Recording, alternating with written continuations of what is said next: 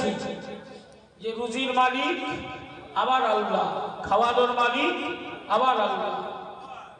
তাই কুরাইশ গোত্ররা, ওদের চাষাবাদ যোগ্য কোনো জমি ছিল না, তাহলে ওদের সংসার চলবে কি করে, ছেলেপুলে খাবে কি?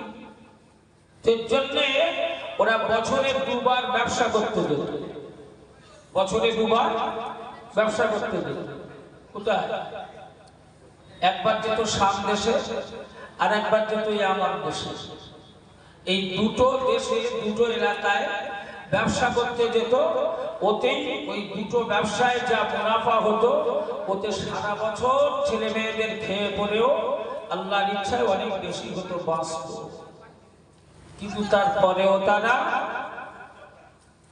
আল্লাহর ইবাদত বন্দেগী করত না, আল্লাহকে রব হিসাবে মেনে নেয়। নবীকে বারবার প্রত্যাখ্যান করেছে, ফিরিয়ে দিয়েছে। তাই মহান মালিকের পক্ষ থেকে সূরাতুল কুরাইশ নাজিল করা হলো। জোরে বলুন সুবহানাল্লাহ।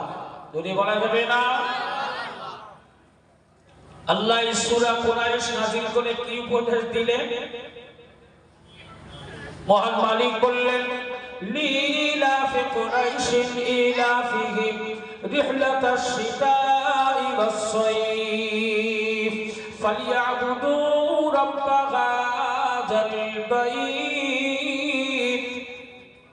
মহান মালিক বললেন, ও কুরাইশরা, তোমরা বছরে দুবার ব্যবসা করতে যাও, একবার শাম দেশে যাও আর একবার ইয়ামান দেশে যাও। 6 মাস ব্যবসা করে জীবিকা নির্বাহ করো, ছেলে মেয়েদের জন্য রুজি রুটির ব্যবস্থা করো। ও কুরাইশরা, তোমরা যখন ঘর থেকে শাম দেশের উদ্দেশ্যে রওনা হও, ঘর থেকে যখন কদমটা বাহির করো, তোমার ঘর থেকে শাম দেশে পৌঁছানো পর্যন্ত, তোমার ঘর থেকে, তোমার বাড়ি থেকে শাম দেশে হাজির হওয়া পর্যন্ত, শাম দেশে উপস্থিত হওয়ার পর, তোমার ব্যবসা ক্ষেত্রে উপস্থিত হওয়ার পরে, সেখানে দীর্ঘদিন যাবত থেকে সুন্দর পরিবেশে ব্যবসা করা এবং সেই ব্যবসার সময় থেকে নিয়ে শাম দেশ থেকে ব্যবসার কাজ সমাধা করে আবার বাড়ির পথে রওনা হওয়া।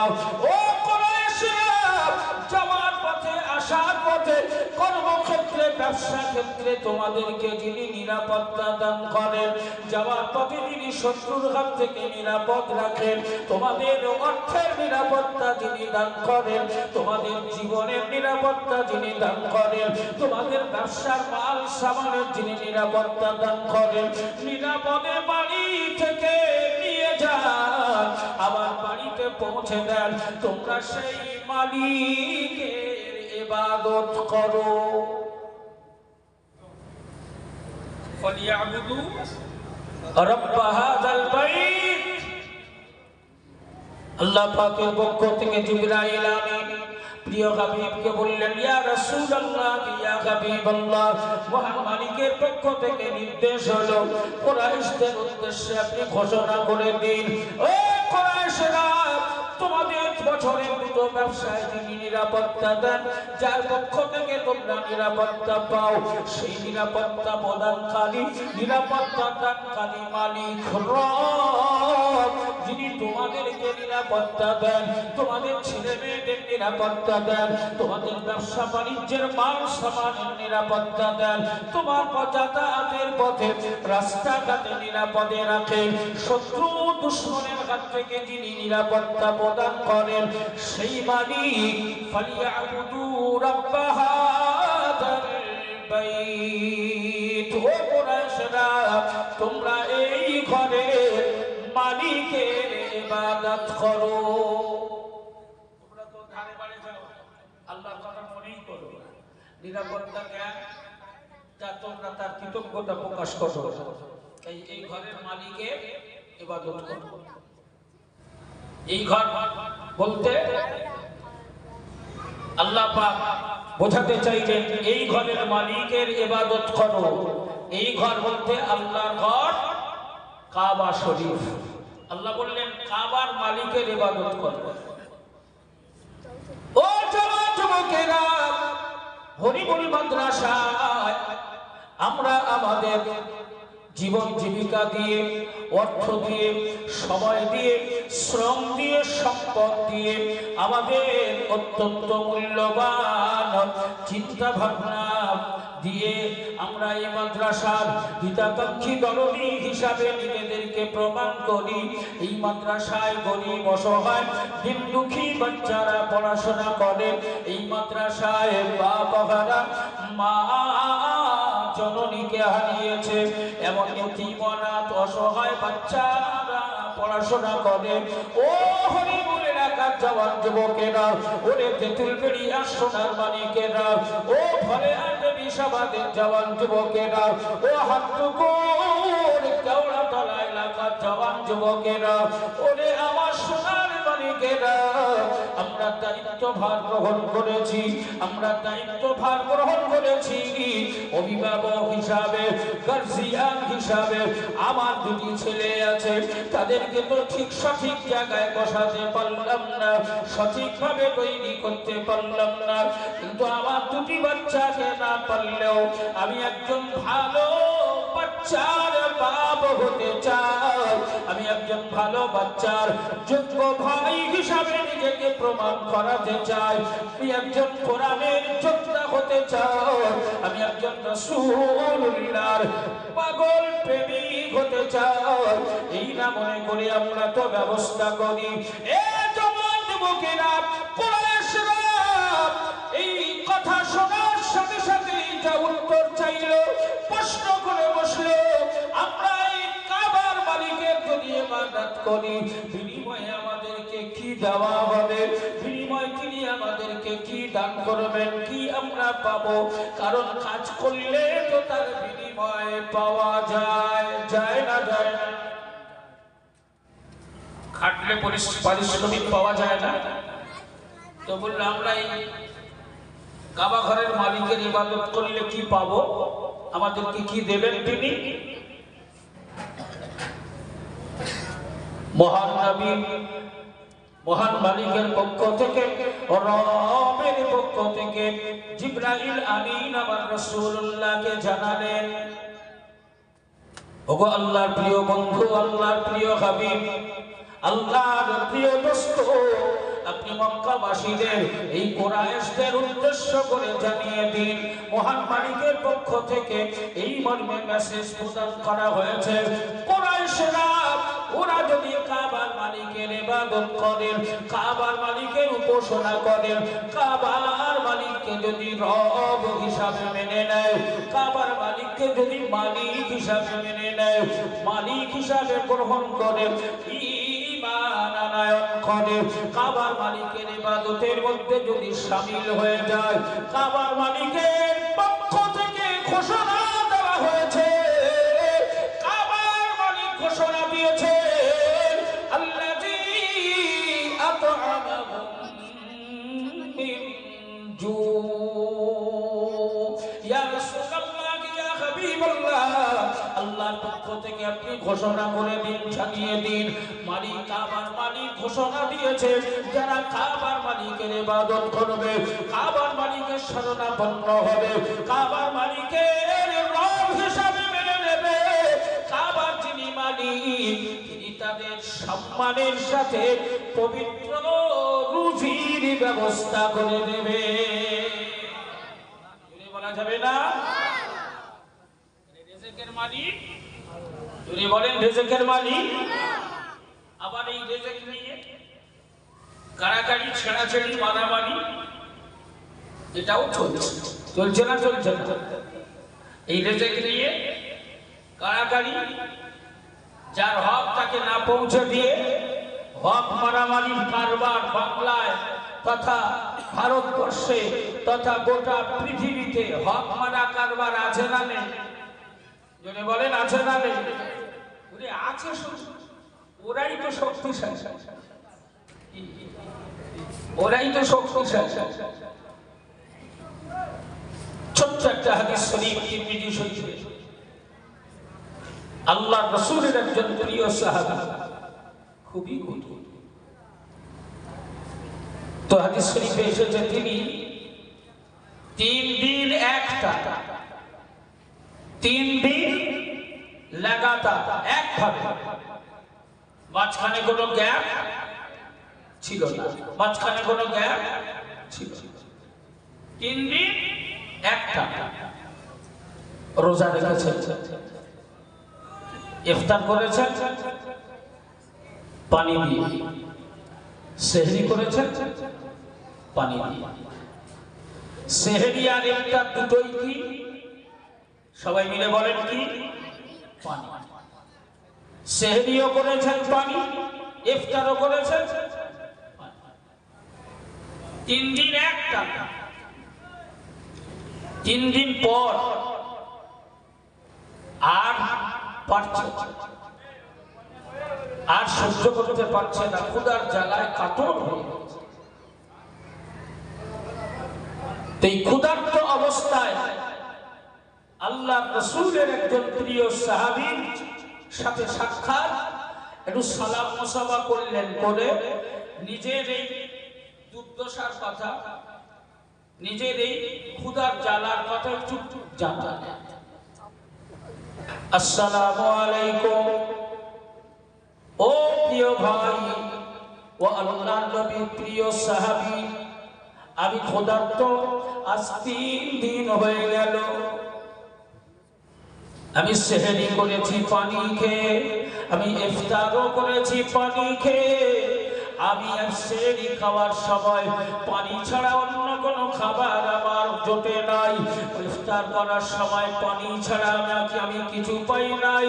ও আল্লাহর নবীর প্রিয় সাহাবী, আমি বড় ক্ষুধার্ত, আর পারছি না, তাই আপনার কাছে আমি আমার পক্ষ থেকে আবেদন জানাচ্ছি, ও আল্লাহর নবীর প্রিয় সাহাবী, আমি ক্ষুধার জ্বালা আর সইতে পারছি না, তাই আপনার বাড়িতে আমি আপনার কাছে দাওয়াতের ব্যাপারে বলছি, আপনি যদি আমাকে মেহমান হিসাবে গ্রহণ করতেন, তাহলে আপনার বাড়িতে আমি দুমুঠো খাবার খেয়ে ক্ষুধার জ্বালা মিটিয়ে নিতে পারতাম। আল্লাহর প্রিয় নবী, আল্লাহর প্রিয় হাবিবের সাহাবী সাহাব তিনি গ্রহণ করলেন, বললেন ঠিক আছে ভাই, আমি তোমার দাওয়াত গ্রহণ করলাম, তোমার দাওয়াত গ্রহণ করে আমি তোমাকে আমার বাড়িতে খাবারের জন্য আহ্বান জানালাম। ভাই চিন্তা করো না, এশার নামাজ পড়ে চলে আসবেন, এশার নামাজ পড়ে এসে আমার বাড়িতে আপনি খাওয়া দাওয়া করবেন। মনটা খুশি, মনটা খুশি, খাবারের ব্যবস্থা একটা হয়েছে, 3 দিন পর হলেও আল্লাহ ব্যবস্থা করেছে, আজ একটু মন ভরে খেতে পাবো। আল্লাহর নবী প্রিয় সাহাবী নামাজটা আদায় করে, নামাজ আদায় করে বাড়িতে গিয়ে পৌঁছালেন, বিবি সাহেবাকে লক্ষ্য করে বললেন, ও আমার অর্ধাঙ্গিনী, ও আমার সহধর্মিনী, ও আমার বিবি সাহেবা জীবন সঙ্গিনী, আমি আজ আল্লাহর নবীর একজন মেহমানকে দাওয়াত দিয়ে এসেছি, এশার নামাজ সমাদা করে তিনি আমার বাড়িতে আসবেন, তাকে দুটো মেহমানদারি করাতে হবে। বিবি রে, বলো বাড়িতে খাবার কি আছে? আল্লাহর নবীর প্রিয় সাহাবী বিবির কাছে যখন কথা বললেন, আমি আল্লাহর রাসূলের একজন মেহমানকে, আল্লাহর নবীর একজন সাহাবীকে দাওয়াত দিয়ে এসেছি, ও বিবি সাহেবা বাড়িতে খাবারের কি আছে? বিবি সাহেবা বললেন, আমার প্রাণের স্বামী, ও আমার প্রিয় স্বামী, বাড়িতে আছি আমরা 3 জনা, আমি আছি, তুমি আছো, আর আমাদের ছোট্ট বাচ্চা আছে, আর তারপরে তুমি নবীর সাহাবীকে দাওয়াত দিয়ে এসেছো, অতএব সংখ্যাটা হয়ে গেছে 4 জনা। আমার প্রিয় স্বামী, বাড়িতে খাবার যা আছে 1 জনার খাবার হবে। আছে কতবার খাবার? 1 জনা, 1 জন লোক কত? এ জওয়ান যুবকেরা, আল্লাহর প্রিয় হাবিবের সাহাবী 2 চোখ ভরা পানি নিয়ে বিবিকে বললেন, করো। আমি তোমায় বলছি, আমি নবী পাকের ওই সাহাবীকে, আমি রাসূলুল্লাহর ওই সাহাবীকে এশার নামাজ পড়ার পরে আসার কথা বলেছি। তিনি এশার নামাজ পড়ে আসবেন। তুমি এক কাজ করবে, আমাদের ছোট্ট বাচ্চাটাকে এশার নামাজের আগেই ঘুম পাড়িয়ে দেবে।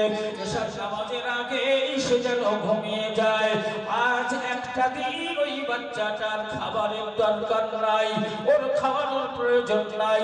না খাইয়ে এশার নামাজের আগেই বাচ্চাটাকে ঘুম পাড়িয়ে দেবে। আর একটা কাজ করবে বিবি, রাসূলুল্লাহর সাহাবী যখন এশার নামাজ আদায় করে আমার বাড়ির মেহমান হবে, আমাদের সাথে যখন খেতে বসবে, ওই সময় তুমি কৌশল করে আলোটা নিভিয়ে দিও, আলোটা বন্ধ করে দিও। আমরা একসাথে বসে খাবো, আর ওই সময় আলোটা বন্ধ থাকার সুবাদে আমরা শুধু খাবারের অভিনয় করব, হাতটা তুলবো আর নামাবো। নবী সাহাবী ভাববে আমার সাথে ওনারাও খাচ্ছেন, আমরা না খেয়ে একজনের খাবার যেটা আছে আবার রাসূলুল্লাহর প্রিয় সাহাবীকে তৃপ্তি সহকারে খাওয়াবো। জোরে বলুন, আরো জোরে বলা যাবে না। এ জওয়ান যুবকেরা, নিজেরা অভুক্ত থেকে না খেয়ে না খাবার কৌশল অবলম্বন করে পরিবার টুকরা ছোট্ট বাচ্চাকে না খাইয়ে ঘুম পাড়িয়ে দেওয়ার সিদ্ধান্ত গ্রহণ করে আল্লাহ নবীর মেহমানকে পেয়ে খুশি হয়ে মেহমানদারি করিয়েছেন। এ ছিল রাসূলুল্লাহ সাহাবায়ে কেরামের হাল। আজ আমাদের পরিবেশটা কি? আজ আমাদের অবস্থাটা কি? আমি রীতিমতো একটা জায়গায় লক্ষ্য করলে দেখতে পাবো, আজ গরিবের মাল গরিবের হক মেরে খাওয়ার লোকের অভাব নেই। আজ গরিবের অর্থ চুষে নেওয়ার মানুষের অভাব নেই, হক নষ্ট করার মানুষের অভাব নেই। শোনাও এ জওয়ান যুবকেরা, তাই আজ আমি আপনাদেরকে কেবলমাত্র প্রিয় হাবিবের, প্রিয় রাসূলের সাহাবায়ে কেরামের এই বিষয়টি মনে করিয়ে দিলাম। আজ আপনার বাড়িতে খাওয়া দাওয়া হয়, আপনার ছেলে মেয়েরা সুখ স্বাচ্ছন্দ্যে খায়, ও কোটিপতি, ও অর্থশালী, তো আপনার বাড়িতে হালুয়া পোলোয়া গোশ করে আপনি ব্যবস্থা করেন, ছেলে মেয়েদেরকে নিয়ে আনন্দের সাথে খাওয়া দাওয়া করেন। আপনি আপনার পাশের বাড়িতে একটু খোঁজ নেন না, তাদের একটু খোঁজ খবর নেন না, বাপ বেঁচে নাই, মা জননী হায়াতে নাই, বাচ্চাটা খেতে পেল কিনা, তাদের কলিজায় আগুন জ্বলছে, আপনার বাচ্চাদেরকে নিয়ে আপনি আনন্দে খাচ্ছেন। কিন্তু বড় খুশির কথা হলো, হরিমুল এলাকার জওয়ান যুবকেরা, হরিমুল এলাকার প্রতিবেশীরা, তাদের ঘরে এই লাইনে ফেলা যাবে না। কারণ তাদের ঘরে যদি খাওয়া হয়, তাদের বাচ্চারা যদি খেতে পায়, তাহলে তারা সাথে সাথে মাদ্রাসার বাচ্চাগুলো খেতে পেল কিনা সেদিকটাও লক্ষ্য রাখে।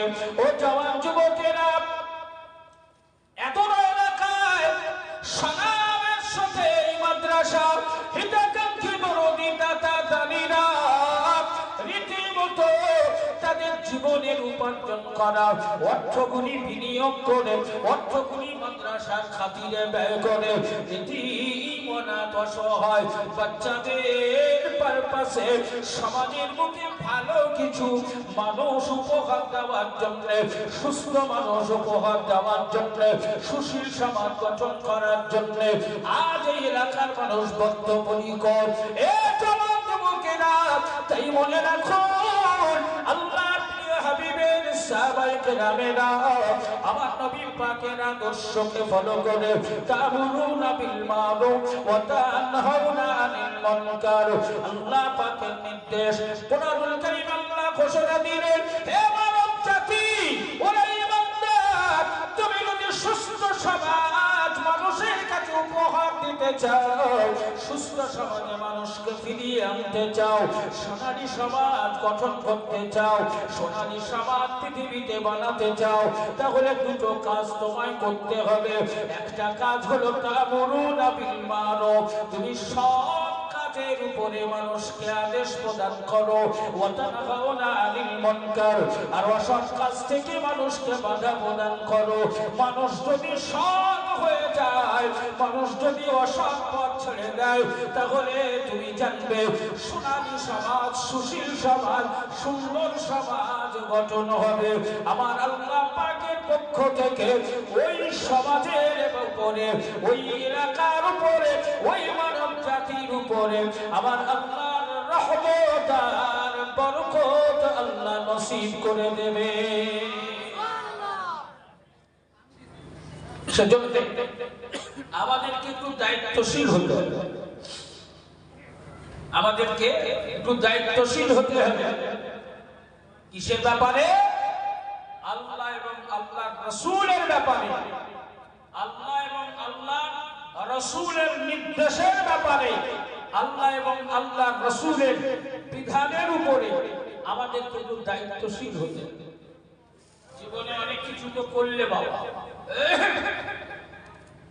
জীবনে এই ছোট্ট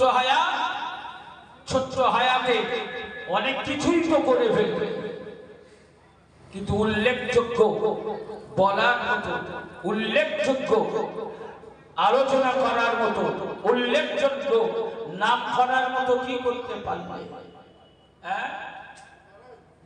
আজ তোমার অবদানের মধ্য দিয়ে, তোমার সহযোগিতার মধ্য দিয়ে সমাজে যদি আজ একজন আলেমে দ্বীন তৈরি হয়, হাফেজে কোরআন তৈরি হয়, ওই উল্লেখযোগ্য অবদান রাখার জন্য তোমার অবদানে যে আলেমে দ্বীন হয়েছে, যে হাফেজে কোরআন হয়েছে, তোমার অবদানের বিনিময়ে তার মাধ্যম দিয়ে পৃথিবীতে আরো শত শত, হাজার হাজার, লক্ষ লক্ষ, কোটি কোটি আলেমে দ্বীন, হাফেজে কোরআন প্রতিষ্ঠিত হবে, তৈরি হবে। এই উল্লেখযোগ্য কাজ তুমি জীবনে করতে পেরেছো কিনা একটু জরিপ করো। তোমার পয়সাটা হারাম কাজে কতটা ব্যয় হয়েছে, আর হারাম কাজে কতটা ব্যয় হয়েছে। তুমি উল্লেখযোগ্য ভূমিকা গ্রহণ করেছো কতটা ভালো কাজের উপরে, আর উল্লেখযোগ্য ভূমিকা গ্রহণ করেছো কতটা খারাপ কাজের উপরে। রাতের বেলায় জরিপ করো তোমার জীবন নিয়ে, তাহলেই তুমি বুঝতে পারবে যে আমাদেরকে একটু দায়িত্বশীল হতে হবে। রাসূলুল্লাহ, আমরা নবীর ঘরের মেহমান, নবীর বাড়িতে এসেছি, রাসূলুল্লাহ মেহমান হয়ে আমরা এসেছি। আমাদের মেহমানদারির দায়িত্ব আমার রাসূলুল্লাহর উপরে বর্তায়। আমার নবী হলেন মেজবান, আর আমরা হলাম কুটুম, আমরা হলাম মেহমান। ধরে বলুন সুবহানাল্লাহ। এ ভাগ্য কার? এ সৌভাগ্য কার হয়? এ জওয়ান যুবকেরা, মহান মালিকের পক্ষ থেকে একটা জায়গাকে আমার আল্লাহ উল্লেখ করলেন। ওই জায়গাটার নাম হলো মক্কা মুআজ্জামা, যে জায়গাতে আমার রাসূলুল্লাহ আগমন করবেন, আল্লাহর প্রিয় বন্ধুর আগমন হবে, আল্লাহর প্রিয় বন্ধু মক্কায় জন্মগ্রহণ করবেন। তাই বন্ধু হিসাবে বন্ধুর আগমনকে স্বাগত জানানোর জন্য, বন্ধুর আগমনের, বন্ধুর জন্মভূমির জায়গাটাকে গোটা পৃথিবীর জমিনে পরিচিত করার জন্য, গোটা বন্ধুর আগমনের, বন্ধুর জন্মগ্রহণের জন্মভূমিটাকে, বন্ধুর মাথা যে জমিনে জমিনে স্পর্শ করবে, ওই জমিনটাকে উচ্চ মানের মর্যাদা দেওয়ার জন্য আমার আল্লাহ পাকের পক্ষ থেকে সম্পূর্ণ ব্যবস্থা গ্রহণ করার দায়িত্ব নেওয়া হলো। আমার প্রশ্ন আপনাদের কাছে, আল্লাহর প্রিয় হাবিবের জন্মভূমিকে বন্ধু হিসাবে মহান মালিক যদি দায়িত্ব নিয়ে সাজাতে পারেন, তাহলে আমরা কি আমাদের জীবনের চাইতেও আমার রাসূলুল্লাহকে ভালোবাসি না? আমরা নবীকে ভালোবাসি না? বাসি না? এই রাসূলকে ভালোবাসেন কতটা? কেজি খানেক হবে, কি বলে? রাসূলকে ভালোবাসে কতটা? হুজুর এক কথায় জীবনের চাইতে বেশি। অতএব আমরা এনি টাইম যে কোনো সময় আমার নবীর ব্যাপারে জীবন দিতে তৈরি, ঠিক কি না? জীবন দিতে, এই জীবন আমাদের কাছে তুচ্ছ, আমার রাসূল আমাদের কাছে বড় সম্পদ। জোরে বলুন সুবহানাল্লাহ। এ জওয়ান যুবকেরা, রাসূলকে কেমন সম্পদ হিসাবে গ্রহণ করতে হবে, রাসূলুল্লাহকে আপনার হৃদয়ে কেমন ভাবে জায়গা দিতে হবে, সেই বিষয়ের উপরে আমি আপনাদেরকে ছোট্ট দুটো কথা, 2 মিনিটের একটা ছোট্ট কথা আপনাদেরকে শোনাতে চাই। রাসূলুল্লাহকে আমি, আপনি, আমরা, গোটা সমাজ, মুসলিম সমাজ, ইসলামী সমাজ, মুমিনদের কাছে আমার নবীর জায়গা কোথায়? হয়তো আমরা অনেকেই আমার নবীকে ঘরে জায়গা দিয়েছি, আবার অনেকের কাছে নবীর জায়গা বারান্দায়, আবার অনেকের কাছে নবী পাশের বাড়িতে দলিস বৈঠকখানায়, ওখানে জায়গা করেছি। আবার অনেকেই নবীর জায়গা নিজের গ্রামে করে রেখেছে, আবার অনেকেই নবীর জায়গা গ্রামের বাইরে করে দিয়েছে। এমনও মানুষ আছে, আছে না? এটা নবীর জায়গা হওয়ার দরকার কোথায়? আল্লাযীনা ইউমিনুনা বিল গায়ব। মহান মালিক পবিত্র কোরআনুল কারীমে বললেন যে আল্লাযীনা ইউমিনুনা বিল গায়ব, গায়েবের উপরে বিশ্বাস স্থাপন করা ঈমানদারদের উপরে দায়িত্ব। ঈমানদারের উপরে দায়িত্ব হলো গায়েবের উপরে বিশ্বাস করা। যুবকেরা, ঈমান আনয়ন করার ব্যাপারে 6টা জিনিস আছে। এই 6টি জিনিসের উপরে বিশ্বাস করার নাম হলো ঈমান। ঈমান কাকে বলে? ঈমানের সংজ্ঞাটা কি? ঈমানের পরিসংখ্যান কি? কোন মেসিসের উপরে ঈমান আনয়ন করলে ঈমানদার বলা যাবে? এ জওয়ান যুবকেরা, আমি খায়রুজ্জামান গুনাহগার, আপনাদেরই ভাই, আপনাদেরই ছেলে, আপনাদেরই সন্তান, আপনাদেরই বন্ধু। আমি আমার নগণ্য ক্ষুদ্র জ্ঞানে আমি 13 থেকে 14 খানা মুফাসসিরিনে কেরামেদের ঈমানের সংজ্ঞা দেখেছি। ওই ঈমানের সংজ্ঞাদের ভেদে সংজ্ঞার মধ্যে অন্যতম ঈমানের সংজ্ঞা দিয়েছেন মুহাদ্দিসিনে কেরামেরা। তাদের বর্ণনায় যে ঈমানের সংজ্ঞা দিয়েছেন, ঈমানের যে ব্যাখ্যা করেছেন, সর্বজন গ্রহণযোগ্য, সর্বজন বিদিত গ্রহণযোগ্য ব্যাখ্যা হিসাবে সবচাইতে উৎকৃষ্ট মানের ব্যাখ্যা তিনি দিয়েছেন। সেই ঈমানের সংজ্ঞার ব্যাখ্যা আমার গোটা পৃথিবীর আলেম সমাজের কাছে গ্রহণযোগ্য ব্যাখ্যা হিসাবে বিবেচিত হয়েছে। ওই ব্যাখ্যা প্রদানকারী তিনি অন্য কেউ নন, তিনি হলেন আমার, আপনার, আমাদের সকলের আকীদা, আমাদের সকলের ইমাম, ইমামে আযম আবু হানিফা রাহমাতুল্লাহ আলাইহি। তিনি ঈমানের ব্যাখ্যা দিয়েছেন, সংজ্ঞা দিয়েছেন। ঈমান আসলেই কি, ঈমানের সংজ্ঞা কি? ইমামে আযম আবু হানিফা ব্যাখ্যা দিয়েছেন, আল ঈমানু হুয়া মুজাররাদু, আল ঈমানু হুয়া মুজাররাদু তাসদীকিন নবী সাল্লাল্লাহু আলাইহি ওয়াসাল্লাম। ইমামে আযম আবু হানিফা রাহমাতুল্লাহ আলাইহি লেখেন, ঈমান মাল ঈমান, ঈমান কি?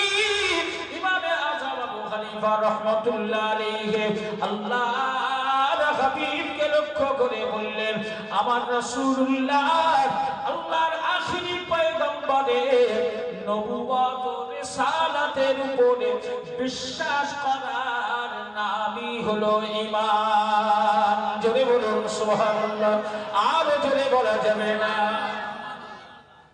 তাহলে নবীর জায়গা কোথায়? আমার রাসূলুল্লাহর জায়গা কোথায়? হৃদয়, অন্তরে। এই জায়গায় বিশ্বাস করলে তবেই না আমি মুমিন, তবে না আমি ঈমানদার। কিন্তু আমরা তো অনেকেই এখানে তো দূরের কথা, বাড়িতেও জায়গা নেই। না নবীর আদর্শ, না নবীর ফলোয়ার, আমরা শুধু মৌখিক ভাবে নবীকে ভালোবাসি। ও জওয়ান যুবকেরা, ও সোনার মালিকেরা, তাই আমি আপনাদের কাছে কলেমা লম্বা করব না শোনা। আজ আমরা প্রত্যেকেই জানি রাসূলুল্লাহর বাড়ির মেহমান হয়েছি, আল্লাহর হাবিবের বাড়ির মেহমান হয়েছি। মদিনাতুল মুনাওয়ারায় আপনি যাবেন, মক্কা মুআজ্জামায় আপনি যাবেন, আল্লাহর মেহমান হিসাবে আপনি পরিগণিত হবেন। রাসূলুল্লাহর বাড়িতে পৃথিবীর যে কোনো মাদ্রাসায় আপনি পৌঁছাবেন, পৃথিবীর যে কোনো মাদ্রাসায় আপনি হাজির হবেন, আমার রাসূলুল্লাহর মেহমান হিসাবে আপনি শুমারি হবেন। ও জওয়ান যুবকেরা, তাই নবীর বাড়িতে এসেছি, আল্লাহ রাসূলের বাড়িতে আদর্শ মেহমান হিসাবে নবীর বাড়িটাকে একটু দেখভাল করা, একবার দুই নয়ন ফুলিয়ে দেখাও আমার রাসূলুল্লাহর ঘর আর পৃথিবীর আরো 10টা ঘরের চাইতে একটু ভালো আছে কিনা, আমার নবীর ঘরের কোথাও কোনো অসুবিধা আছে কিনা। আমার নবীর বাড়িতে যারা রীতিমতো আসহাবে সুফফায় যেমন করে নবীর সাহাবারা থাকতেন, ঠিক তেমনই তো বাপ হারা বাচ্চাগুলো তারা বিভিন্ন গ্রাম থেকে এসে আমার নবীর বাড়িটাকে আবাদ করছেন। তারা আমাদেরই তো সন্তান, কেউ আমাদের সন্তান, কেউ আমাদের নাতি। ও জওয়ান যুবকেরা, কেউ আমাদের ভাই, ছোট ভাই, সন্তান, নাতি হিসাবে নবীর বাড়ি আবাদ করছে, নবীর বাড়ি পাহারা দিচ্ছে, নবীর বাড়িতে বসবাস করছে।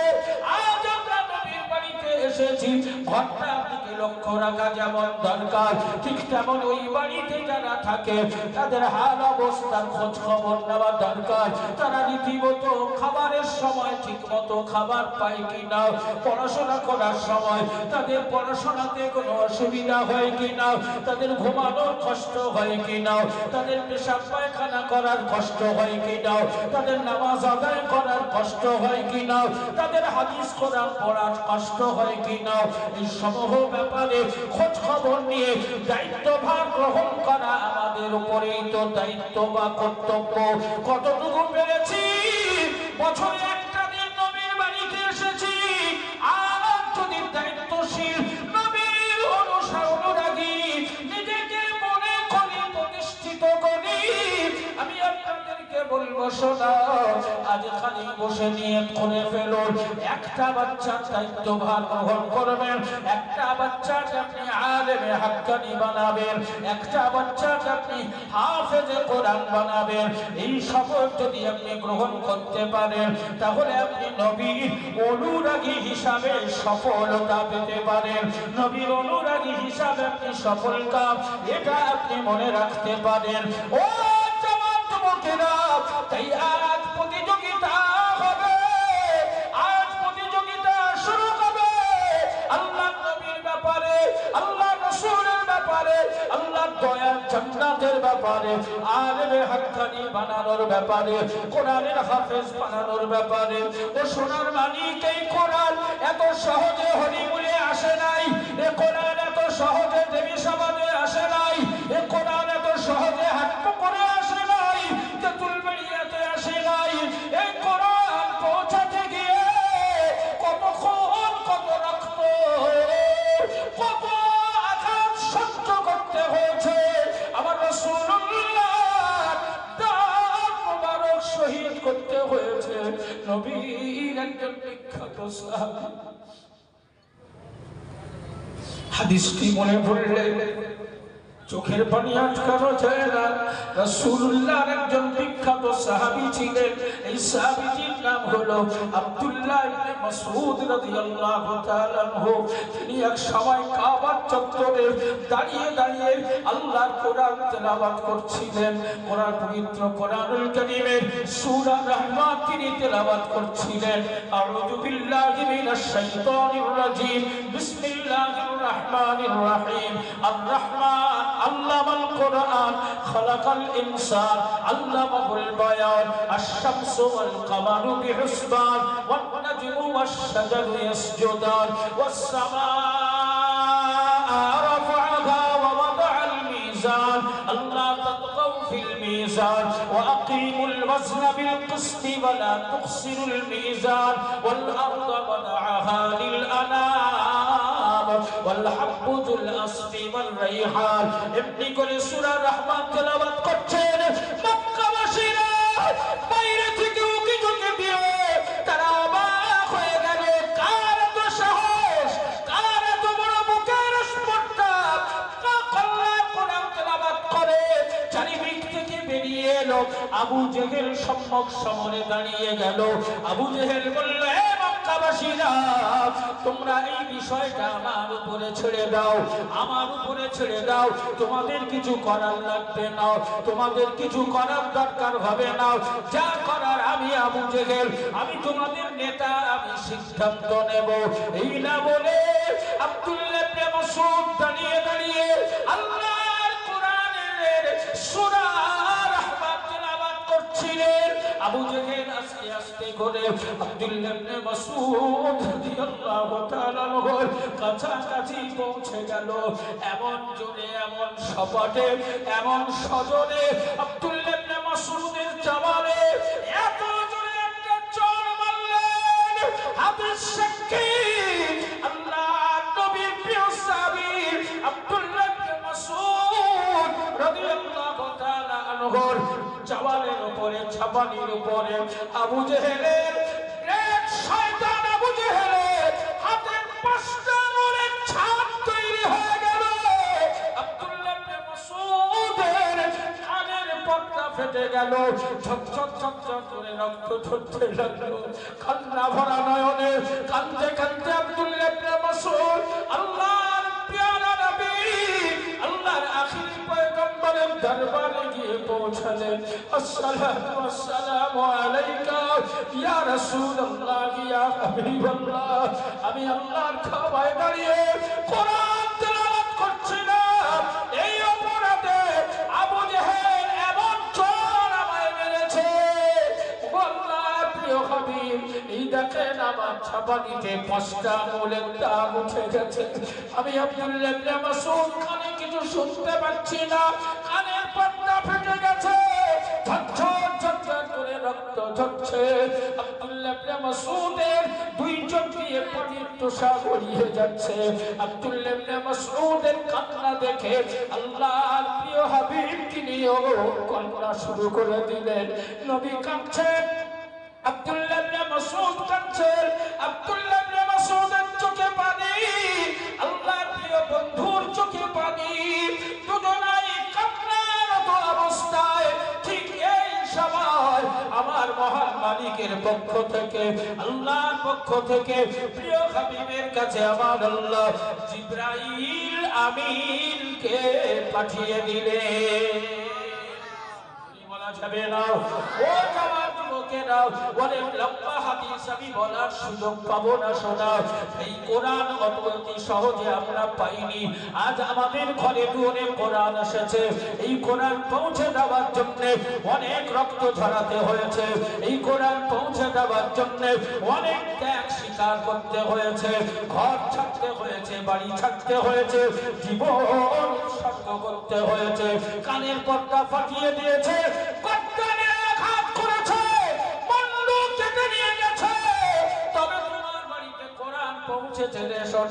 সেই কোরআনকে আজ মর্যাদা দিয়ে সম্মানিত করে কোরআন পড়ার ব্যবস্থা করে দাও হাফেজে কোরআন বানাও আলেমে দ্বীন বানাও আলেমে হক্কানি বানাও তাই আজ থেকে এক একজন আলেমের বাপ হয়ে বাড়ি যাও আলেমের ভাই হয়ে বাড়ি যাও আলেমের মা হয়ে যাও আলেমের দাদু হয়ে যাও হাফেজের বাপ মা হও হাফেজের দাদু হয়ে যাও ভাই হয়ে যাও যদি তোমার কপালে আলেমের বাপ হওয়া জুটে যায় হাসরের মাঠে চিন্তা থাকবে না হাসরের মাঠে পস্তাতে হবে না জীবনে কিছু করেছো এটা আল্লাহর কাছে প্রমাণিত হবে আর এর ওসিলায় আমার আল্লাহ সুখের জান্নাত নসিব করে দেবে